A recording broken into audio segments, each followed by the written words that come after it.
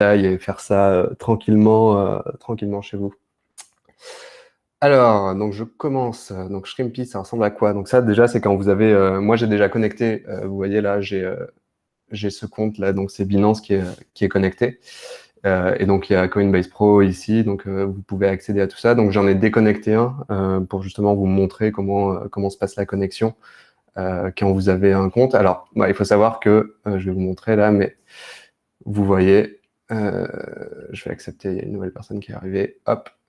Vous voyez là, en fait, il n'y a que certains exchanges, en gros, qui acceptent, enfin, qui sont acceptés par Shrimpy. Donc, bon, en vrai, il y a les plus gros, donc voilà, il y a Binance, Binance US, vous en foutez, BitTrex, pareil, qui est accessible. Moi, j'ai un compte chez eux, Coinbase Pro. Alors, Coinbase Pro, en gros, c'est tout simplement lié avec c'est lié avec votre compte Coinbase. Donc, en gros, il faut d'abord ouvrir un compte Coinbase et ensuite un compte Coinbase Pro, qui est gratuit. En vrai, c'est pas compliqué à faire. Il faut juste soit télécharger l'app Coinbase Pro, soit aller sur, je crois que c'est pro.coinbase, un truc comme ça. Donc voilà. Donc là, moi, par exemple, là, je vais tout simplement connecter avec. Je regarde un peu le chat en même temps, mais là, je vais connecter du coup BitTrex. Alors, je vais pas vous montrer, mais je vais déconnecter mon écran parce que sinon, vous allez voir mes clés API et tout ça, et en général, il vaut mieux pas le partager. Donc, je vais arrêter 2 secondes le partage et juste copier-coller donc ma clé API. Et donc ça, en gros, cette clé, c'est du coup, moi, je suis allé dans BitTrex sur la partie compte, et là, vous pouvez créer du coup une nouvelle clé pour connecter d'autres services. Donc, ça vous donne une clé API et une clé API secret, donc comme ils appellent, et donc qui vous permet de relier votre compte. Donc là, je suis en train de le faire, vous ne le voyez pas. Et hop, je vais vous remettre mon écran. Tac, tac, tac. Une fois qu'il a terminé son truc. Ouais, donc là, normalement, il a fait. Hop, je vous remets mon écran. Tac. Entire screen. Hop. Donc là, vous allez voir, donc tout simplement, j'ai donc BitTrex qui est apparu ici, donc je l'ai connecté. Donc là, bon, pour l'instant, il n'y a rien, parce que du coup, il est en train d'aller collecter la data. Voilà, ça y est, il vient de le faire. Donc vous voyez, là, j'avais essentiellement donc Ethereum et Bitcoin, mais il n'y a pas, du coup, pour l'instant, il y a zéro automatisation, j'ai rien fait. Et c'est là, du coup, que la partie un peu intéressante commence. Donc vous avez cet onglet Automation. Donc c'est là que vous allez créer, en gros, toute la partie DCA, rebalancing, etc. Avant ça, si vous voulez faire des tests, il y a un truc qui est vachement intéressant. Par exemple, je sais pas moi, si vous voulez voir ce que ça fait d'investir dans 70% de Bitcoin et 30% d'Ethereum, vous pouvez faire ce qu'on appelle des backtests. Donc en gros, c'est ce qu'il va faire, c'est qu'il va aller chercher toutes les datas qui se sont écoulées depuis le 17 mars 2017.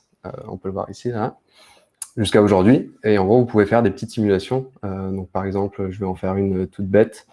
On va prendre, là vous supprimez tout ça, et en gros vous dites, imaginons, qu'est-ce que ça aurait donné un portefeuille de Bitcoin et un portefeuille de, voilà, on va mettre Bitcoin, Ethereum, vous dites, j'en sais rien, moi, on va mettre 70% de Bitcoin et 30% d'Ether.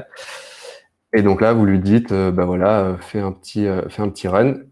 Et donc là, vous voyez, il y a 2 courbes. Il y a une courbe, qu'est-ce qui se serait passé avec donc du rebalancing tous les jours. Donc là, sur cette partie, vous pouvez le voir donc à gauche, là, backtest setting. Et vous pouvez jouer. Donc par exemple, on peut dire, qu'est-ce que ça aurait donné un rebalancing toutes les 2 semaines. Donc voilà, on va mettre là. On peut le run. Et vous voyez, en gros, la stratégie de faire du rebalancing toutes les 2 semaines, ça vous aurait fait du plus 4200%. Versus juste, c'est déjà bien, plus 3000% sur simplement acheter et laisser comme ça sans faire de rebalancing. Vous pouvez aussi tester, donc de dire je fais du rebalancing quand il y a un écart de 20% par rapport à ce que je m'étais donné. Donc c'est-à-dire que si le Bitcoin passe à 90% de la valeur de mon portefeuille, il va faire un rebalancing automatique. Donc, vous pouvez choisir soit du temps, soit des pourcentages. Donc là, on va faire un test. Disons que qu'est-ce qui se serait passé avec celui-là. Est-ce que ça change quelque chose, grand-chose? Non, ça change pas grand-chose en gros. Je sais même pas s'il a run le test. J'ai pas l'impression. Est-ce que si je fais... Ah bah oui, c'est un nombre. Tac, est-ce que ça m'a... Ouais, bah en gros, ça fait la même chose. Non, c'est étrange. Peut-être que c'est un bug. Ah mais non, ça fait pas la même chose. Ça a un peu changé. Donc là, voilà, vous pouvez faire pas mal de tests. Justement, vous créez des portefeuilles différents, tester avec un peu des altcoins et autres. Donc ça, c'est un peu votre bac à sable, on va dire.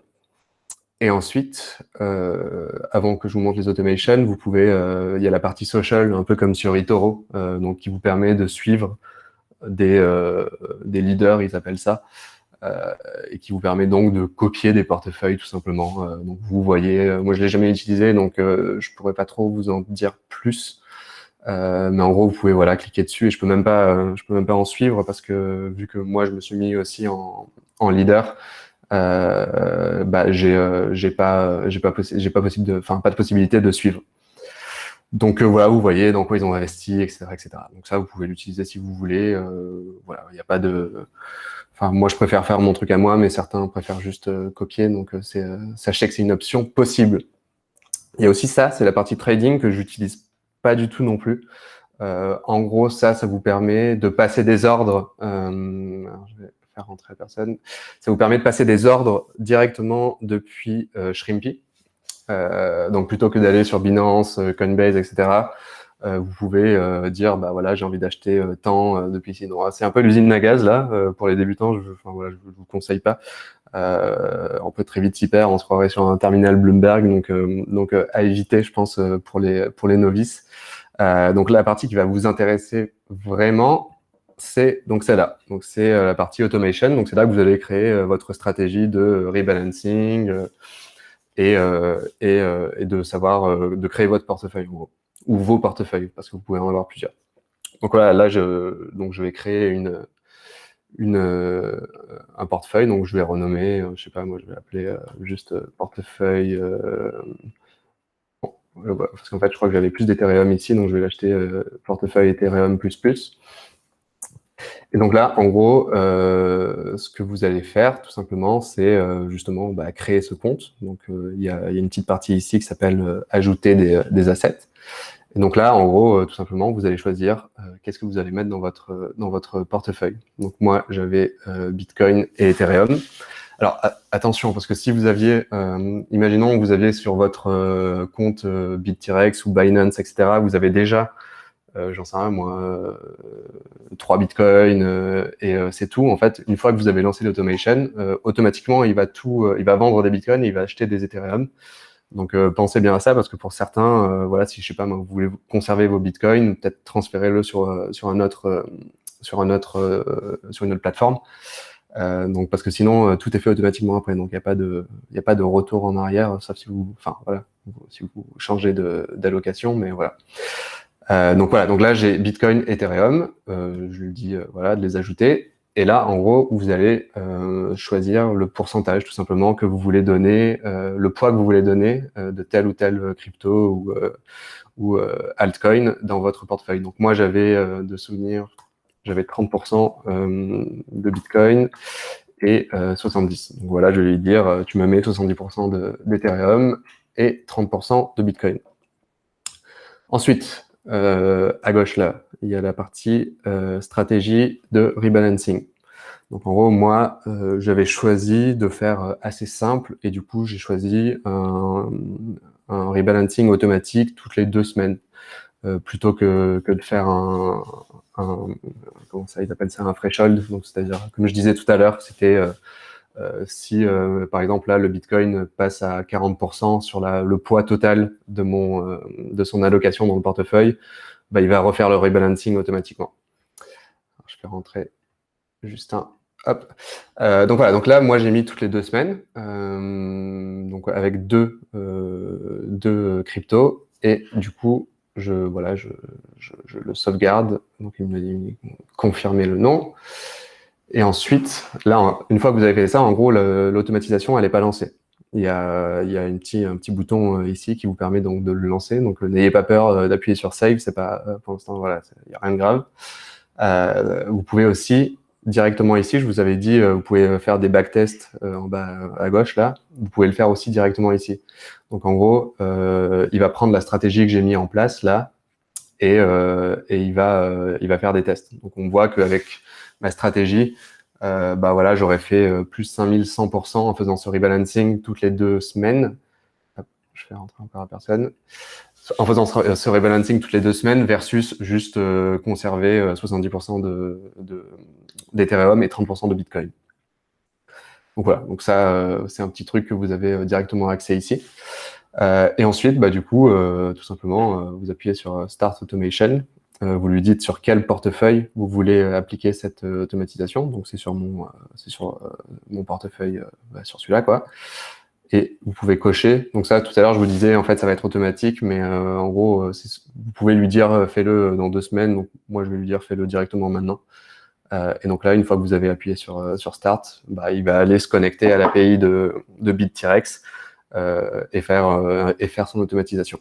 Et donc là, en gros, toutes les 2 semaines, ce qu'il va faire, c'est que il va faire un rebalancing. Il va voir, voilà, peut-être qu'il y aura 32% de Bitcoin et 68% d'Ethereum. Et donc, il va vendre 2% de mes Bitcoin et acheter 2% de plus d'Ethereum.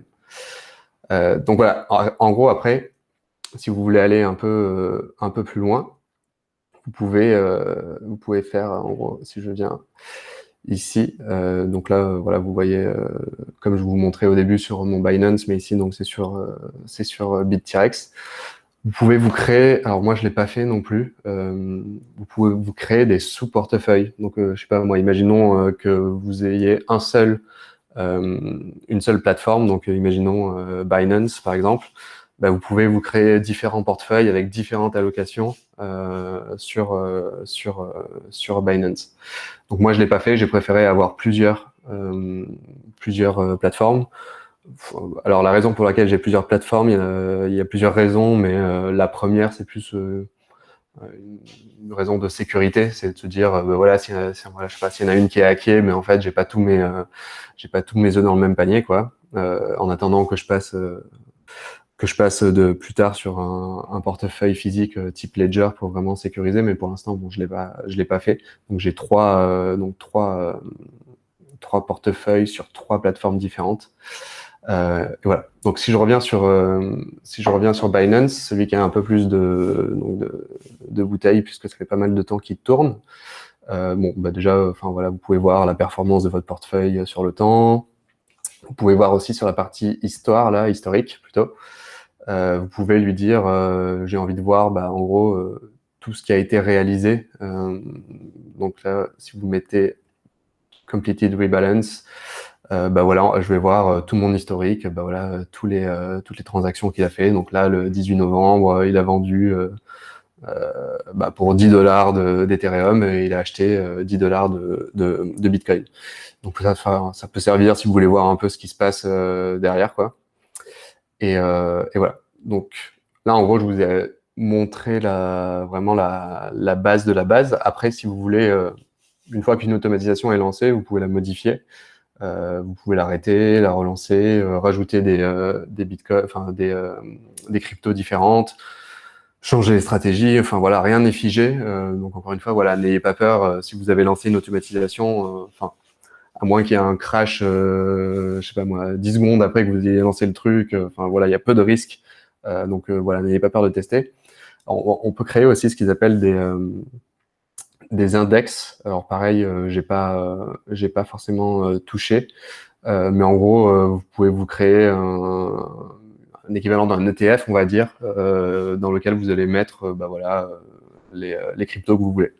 Moi, j'ai pas touché parce que j'ai fait au plus simple. J'ai fait vraiment un truc très basique parce que bah, voilà, j'ai pas envie de me prendre trop la tête. Mais en tout cas, si vous voulez, voilà, si vous voulez creuser ça, vous pouvez y aller, quoi. Ça peut être vachement utile pour ceux qui veulent investir dans, je sais pas moi, 10, 15, 20 cryptos différentes. Donc là, j'ai fait à peu près le tour sur la partie basique, on va dire. Je pense que de toute façon, ceux qui sont là, c'était vraiment pour avoir les bases et commencer à à se lancer. Après, ce qu'il faut savoir, c'est le truc un peu relou, c'est que vous pouvez pas, comment dire, renflouer vos comptes Coinbase ou Binance directement depuis Shrimpy. Donc ça veut dire que si vous voulez ajouter des euros, il faudra faire un virement manuel depuis votre compte bancaire ou ajouter via carte bancaire pour Coinbase ou Binance. Et une fois que vous avez mis vos fonds sur Binance, vous n'avez rien à faire. En gros, c'est juste que dans je sais pas moi, dans la minute qui suit, Shrimpy va faire automatiquement son rebalancing. Donc là, vous n'avez rien à faire. Vous avez juste à ajouter des fonds et lui, automatiquement, il fait sa petite mécanique derrière. Donc voilà, en gros, je vous ai fait la présentation basique. J'imagine qu'il y en a pas mal qui ont des petites questions. Je sais même pas d'ailleurs dans le chat, peut-être que certains ont des questions. Mais même n'hésitez pas, on n'est pas hyper nombreux. Donc si vous avez une question, vous pouvez faire marcher le micro. Y a pas de souci. L'abonnement, ah oui, question Edouard Shrimpy, l'abonnement c'est pas donné, mais moi j'ai payé à l'année. Je crois que c'était 120. Ça devait être $120 l'année ou un truc dans le genre. C'était au-dessus des 100. C'est pas donné, mais bon, quand tu vois, quand je vous ai fait le backtest et que, enfin, vous voyez à quel point le pourcentage de différence peut être assez énorme. En vrai, c'est un coût qui peut valoir la peine, quoi. Emmanuel, est-ce qu'il y a du social comme sur Trading 212? Ouais, c'est ce que je montrais au tout début. Tu as une partie ici où donc du coup tu peux voir qui sont les top leaders, quels sont les portefeuilles, etc. Donc voilà, tu peux suivre des gens, tu peux copier leur portefeuille, tu peux même toi devenir leader. Ils ont, enfin voilà, j'ai pas trop testé, mais tu peux être rémunéré pour le nombre de gens qui te suivent. Alors il y en a.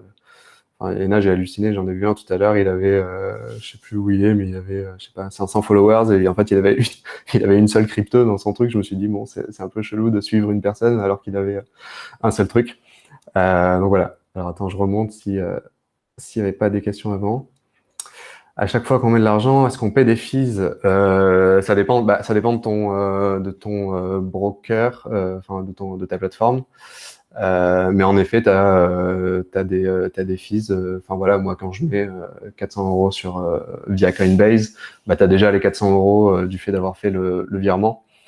Alors voilà, si je vous conseille d'utiliser Coinbase Pro pour ceux qui sont sur Coinbase, parce qu'en faisant des virements, vous avez des fees qui sont quand même beaucoup moins chers. Donc il faut aussi vérifier un peu les différentes plateformes. Certaines sont plus chères que d'autres, et de toute façon j'aimerais bien faire dans pas longtemps un récapitulatif avec vraiment tous les trucs, parce qu'on peut vite s'y perdre. Rien que sur Coinbase, Coinbase Pro, enfin ça devient vite un enfer. Donc je ferai un petit récapitulatif bientôt. Ensuite, est-ce qu'il y a d'autres questions dans le chat? Tac. Est-ce que j'ai essayé d'autres plateformes? Non, ce que je disais au début, j'ai pas essayé d'autres plateformes comme Hodlbot, mais apparemment, je sais plus qui sur le peerboard disait que c'était quand même beaucoup plus simple, peut-être pour les novices. Alors je sais pas, peut-être que c'est plus basique et donc plus simple, mais bon, à tester quoi. Voilà, Alexandre, t'avais répondu 19 $ par mois, ouais, c'est ça. Autre question, social, ça j'ai répondu, pareil. À partir de combien c'est utile et pertinent d'être là-dessus? Bonne question. Déjà, quand tu vois l'abonnement, donc 19 $ par mois, mais du coup qui est moins cher si tu prends à l'année, je dirais, enfin c'est dur à dire, il faudrait faire les tests et runner des backtests, mais enfin de là au doigt mouillé, je dirais, voilà, en dessous de 100 € par mois, ça vaut pas forcément la peine, quoi. Et même là, tu vois, ça peut, enfin, je dirais 100 €, c'est un peu, ça peut être limite, quoi. Mais enfin ouais, je dirais même 200, quoi. Tac. Autre question. À partir de quel du portefeuille? Ouais, bah, c'est ce que je disais, je dirais plusieurs centaines d'euros par mois, je pense, minimum 200, quoi. Quid du DCA? Ouais, le DCA, comme je disais, en gros, tu peux pas renflouer ton compte directement depuis Shrimpy. Mais ce que tu peux faire, par exemple, c'est mettre en place une stratégie de DCA directement sur Coinbase. Tu peux lui dire à Coinbase, par exemple, tous les mois, tu m'achètes 200 euros de Bitcoin, et ça, il peut le faire et tu peux l'automatiser. Et donc là, à partir de là, une fois qu'il aura acheté tes 200 euros de Bitcoin, en fait, automatiquement, il va y avoir un rebalancing derrière de Shrimpy. Donc c'est un moyen de faire du DCA sans passer directement par Shrimpy. Sinon, tu peux faire ce que tu peux faire aussi, ce qui est totalement faisable, c'est tu vas sur Boursorama, tu programmes un virement mensuel tous les mois vers ton compte Binance ou autre, et du coup, voilà, là, non plus, t'as plus rien à faire, quoi. Est-ce qu'il n'y a pas une option pour exclure les euros des calculs de l'outil? Si tu peux, c'est ce que je disais, quand une fois que tu appuies sur automatiser, bah, il va automatiquement tout rebalancer. Alors pour les euros, je suis pas sûr. Je pense que si tu as des euros, il va automatiquement les investir. Mais je suis pas sûr à 100%. Il faudrait checker sur la FAQ. Ça, pour être honnête, je m'en suis jamais soucié. Mais par contre, ce que tu peux faire, c'est que tu peux créer plusieurs portefeuilles. Tu peux faire plusieurs portefeuilles et du coup, peut-être selon les portefeuilles, dire dans tel portefeuille, tu touches pas à ça. Mais bon, ça, c'est à vérifier, je sais pas encore. Concernant l'imposition, déclaration, est-ce que tu sais si l'utilisation de Shrimpy change ton statut, trader professionnel? Ça, excellente question. Je pense pas, en vrai. Je pense pas que c'est considéré comme un bot de trading, Shrimpy. C'est plutôt un outil d'automatisation. Euh, et donc, en tout cas, ils en parlent pas. Moi, j'ai pas trop creusé. Je sais je sais pas si certains l'ont déjà vu, mais je vous conseille pour la partie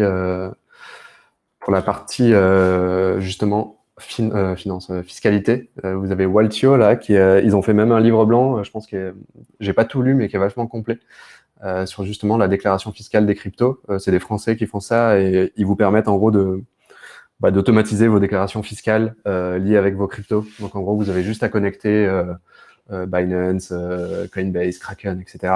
Et automatiquement, il va vous faire votre déclaration. Alors c'est payant, mais bon, en vrai, ça peut vous faire gagner. Voilà, par exemple là, 55 euros, c'est un paiement unique. Donc en gros, une fois par an, si vous voulez faire une déclaration, si vous avez des montants assez élevés, vous pouvez le faire, c'est automatisé. Comme ça, vous ne prenez pas trop la tête.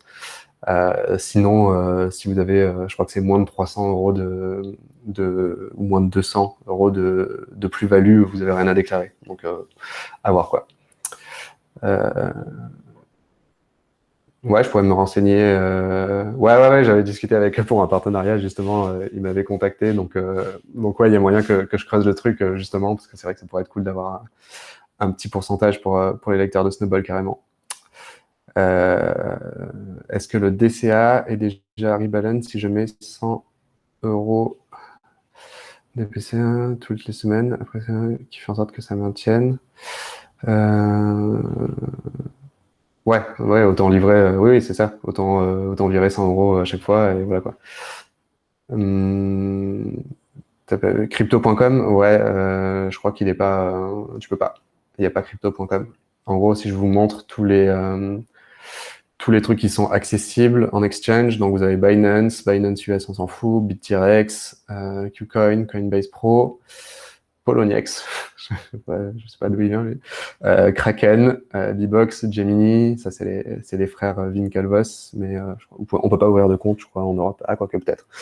Les autres, je les connais pas. Bitstamp, et voilà. Donc, en gros, il y a que cela pour l'instant.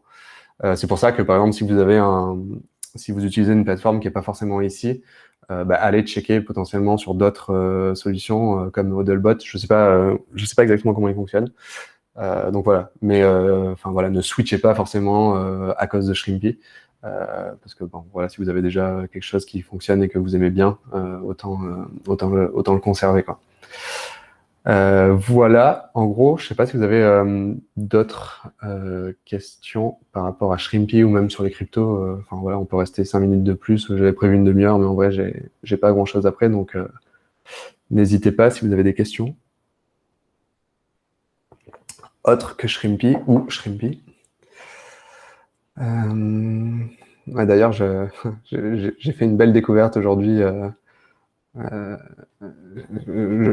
bon, je peux vous en parler vu que on est en petit comité, mais je voulais en parler plus tard. Mais certains, enfin, vous connaissez peut-être déjà. Alors, attendez, ça s'appelle, mince, je crois que c'est, ah ouais, c'est Nexo.io. Donc, je vous conseille d'aller checker. C'est vraiment pas mal ce qu'ils font. Et ils ont un compte, du coup, ouais, ils ont un compte, comment dire? Enfin, enfin, j'ai même eu du mal à y croire. Parce que, par exemple, si vous voyez là, en gros, vous gagnez donc des intérêts. Bon, ça, Binance le fait, etc. Mais même là, sur le compte en euros, donc en déposant vos euros, alors je sais pas comment c'est possible. Enfin voilà, je suis tombé dessus aujourd'hui. Vous avez 8% d'intérêt juste sur un compte euro. Alors je sais pas, franchement, je sais pas trop comment ils font. J'ai pas encore creusé. Je suis allé me renseigner, voir si c'était pas un scam, tout ça, et apparemment non. Enfin, il y a des sujets sur Reddit, sur Product Hunt et tout. Il y a des reviews. Enfin, c'est un énorme truc. Donc, je pense que je vais faire une prochaine édition un peu sur ça justement, sur un peu ce côté DeFi, etc. Mais aller creuser ça. Par contre, celui-là, bon voilà, on peut pas le connecter à Shrimpy, mais je trouvais ça vachement intéressant déjà rien que pour le compte euro d'avoir un d'avoir un truc à 8%. Enfin, ça change du livret A quoi. Ponzi, ouais, je sais pas, mais non, je me suis renseigné. Franchement, ils sont, enfin, ça a l'air solide quoi. Et donc ouais, assez incroyable. Alors je remonte un peu parce que je pense qu'il y a des questions que j'ai ratées. Pour la traçabilité, tu n'utilises pas encore Waltio? Non, non, parce qu'en gros, j'ai pas fait de, enfin voilà, j'ai pas fait de plus-value, j'ai pas revendu. Donc parce qu'à chaque fois, Shrimpy, en fait, il échange des cryptos et quand tu échanges des cryptos, il n'y a pas de, bah, il y a pas de, il y a pas de déclaration à faire, quoi. C'est juste quand tu transfères en euros que tu as un truc à faire. Donc j'ai pas encore testé Waltio, mais j'aimerais bien le tester juste une fois, voir ce que ça donne. Pour ceux qui ont du Have, vous regardez, bah, ouais, j'ai pas vu, j'ai pas trop suivi ce qui se passe. Ouais, ouais, ça paraît insane, ouais, pour Nexo, ouais.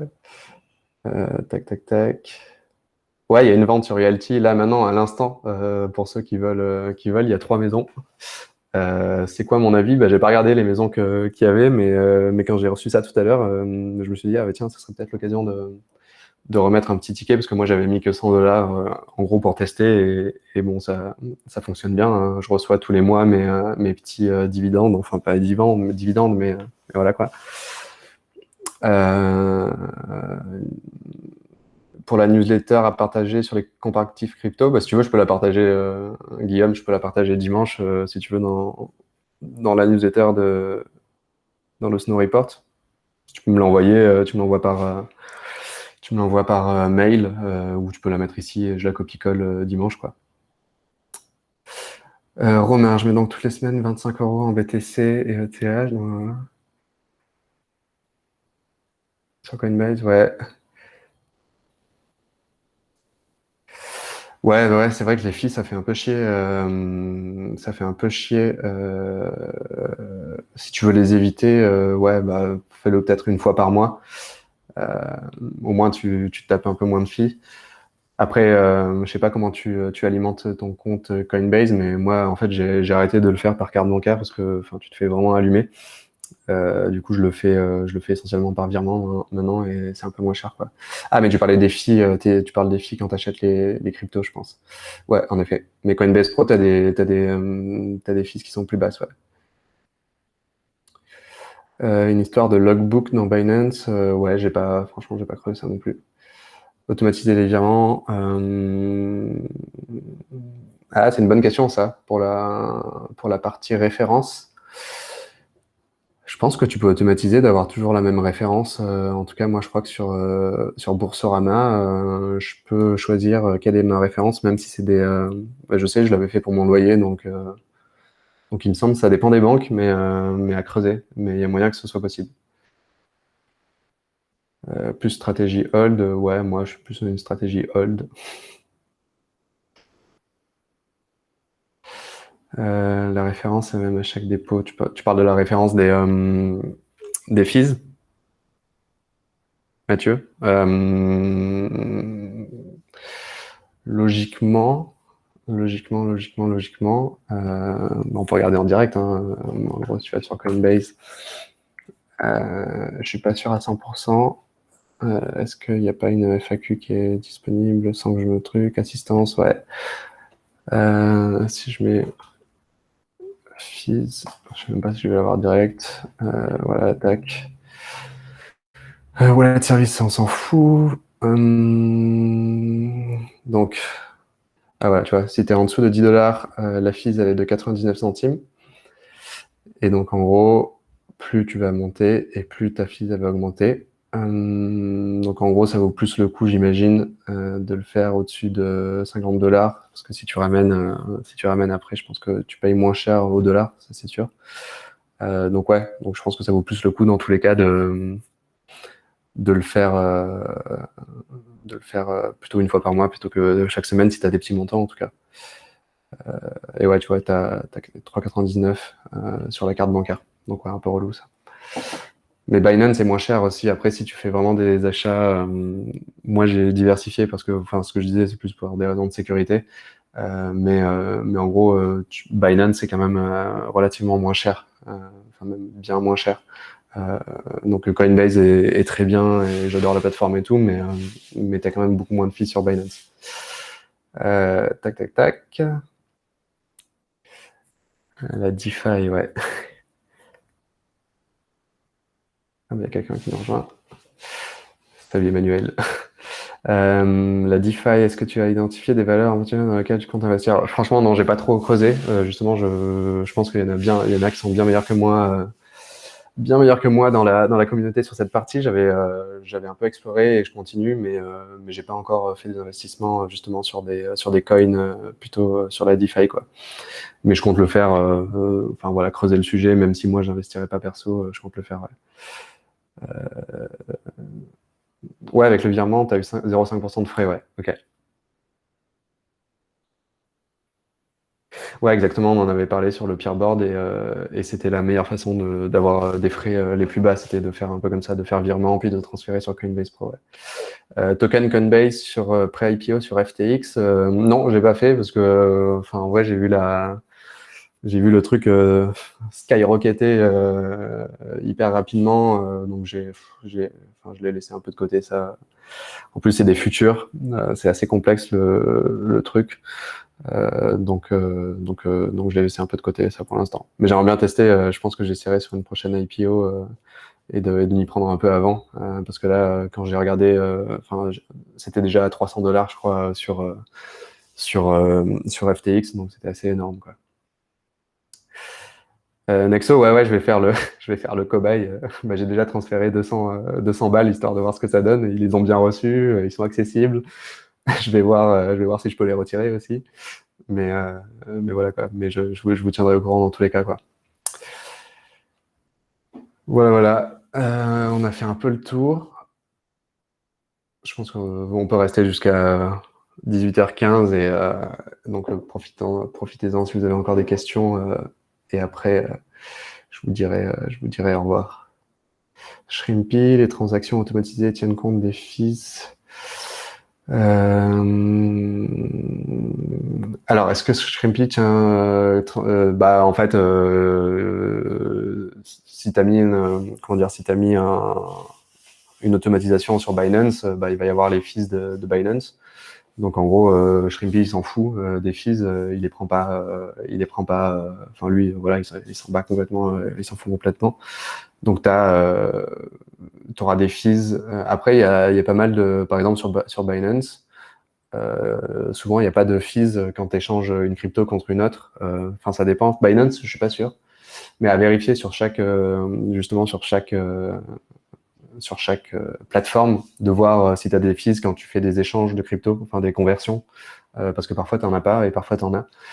Mais du coup, ça, c'est pas à regarder du côté de Shrimpy, c'est plutôt du côté de la plateforme à bien vérifier. Est-ce qu'il tient compte des fees dans le rebalancing ou c'est fees compris? Tu veux dire quoi? Parce que lui, il va faire le rebalancing et c'est tout. Nexo créé par un député bulgare.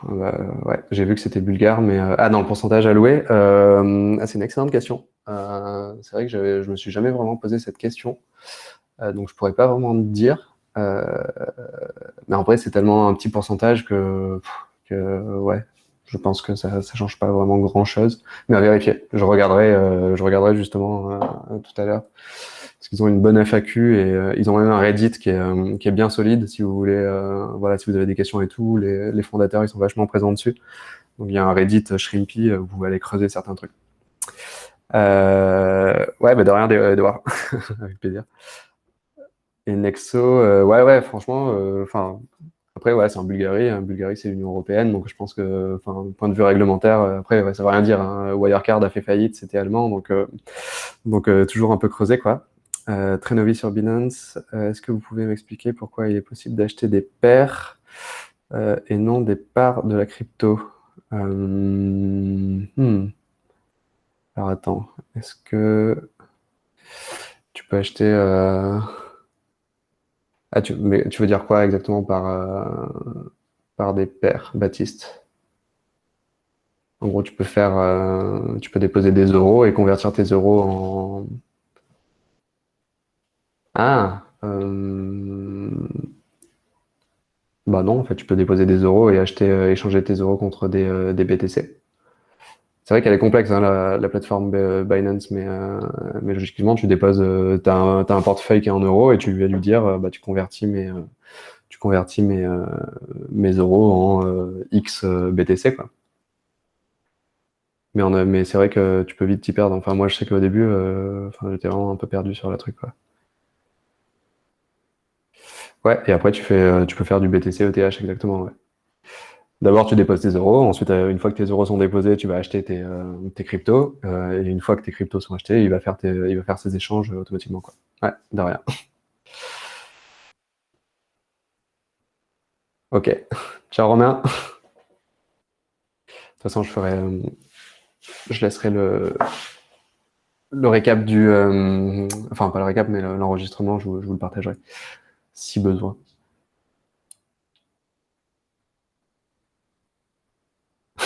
Ouais, il y a du boulot. En vrai, ouais, c'est quand même les numéros 1 avec une UX qui est pas folle, mais je pense que même, enfin, parfois c'est fait exprès, hein, les UX comme ça, un peu complexes, ça ajoute un côté pro. Mais enfin, non, il y a des trucs qui sont obligés de le faire comme ça et d'autres, bon, ils pourraient améliorer comme tout, mais bon. J'ai vu pire hein, enfin, si vous allez sur FTX, ça fait un peu peur, ouais. Pour avoir des tutos sur Binance. Mais en vrai, ils ont une université ils ont pas mal de vidéos, hein. Binance, je crois que c'est Binance University ou un truc comme ça. Et tu peux accéder à vraiment pas mal de tutos qui sont bien faits. Donc, ils sont vraiment forts sur le contenu. Sinon, j'ai pas de youtubeur particulier. Enfin, c'est vrai que moi, je regarde rarement les tutos. Je fais vraiment un peu solo, quoi. Mais va voir sur Binance University. Je pense que c'est vraiment bien fait. Même pour Shrimpy, hein, ils ont une FAQ qui est hyper claire et bien foutue. Voilà. Si vous n'avez pas d'autres questions, je pense on va pouvoir clore le sujet. Ah, si, dernière question. Question impôts. Ouais, les impôts, ça revient toujours. Euh, Est-ce que ça risque de nous retomber dessus si on n'utilise pas des solutions type Waltio? Bah, si tu fais ta déclaration et que tu la fais bien, ça te tombera pas dessus. Si tu déclares tes plus-values et tout, après c'est vrai que c'est relou de faire les calculs à la main, mais enfin, c'est le seul truc qui peut te retomber dessus, c'est si jamais tu fais mal tes calculs et que tu te plantes, quoi. Mais voilà, quoi. Après, ta déclaration, tu l'as fait que si tu as fait des plus-values. Donc, c'est-à-dire que si tu as revendu, imaginons, tu as acheté un Bitcoin en début d'année, il coûtait 3 000 euros, tu le revends aujourd'hui, il en fait 30 000, bah, tu as fait 27 000 euros de plus-value, tu vas devoir le déclarer parce que tu l'as converti en euros. Donc là, tu devras déclarer. Par contre, si tu as acheté tes bitcoins et tu n'as rien fait avec, tu n'as rien à déclarer. Après, il y a une astuce que tu trouveras souvent si jamais tu veux cash out du bitcoin ou de l'Ethereum, enfin peu importe la crypto. Ce que tu peux faire, c'est que tu convertis tes bitcoins ou autres en stablecoin. Donc en gros, tu as un stablecoin, c'est assez simple, c'est juste un token, enfin une crypto, on va dire, on va simplifier, qui suit le cours du dollar ou de l'euro. Donc en gros, avoir un USDC, c'est comme avoir un dollar, quoi. Et donc, si tu convertis ton truc et que tu conserves cette USDC, bah, t'as pas à déclarer non plus parce que c'est une crypto. Euh,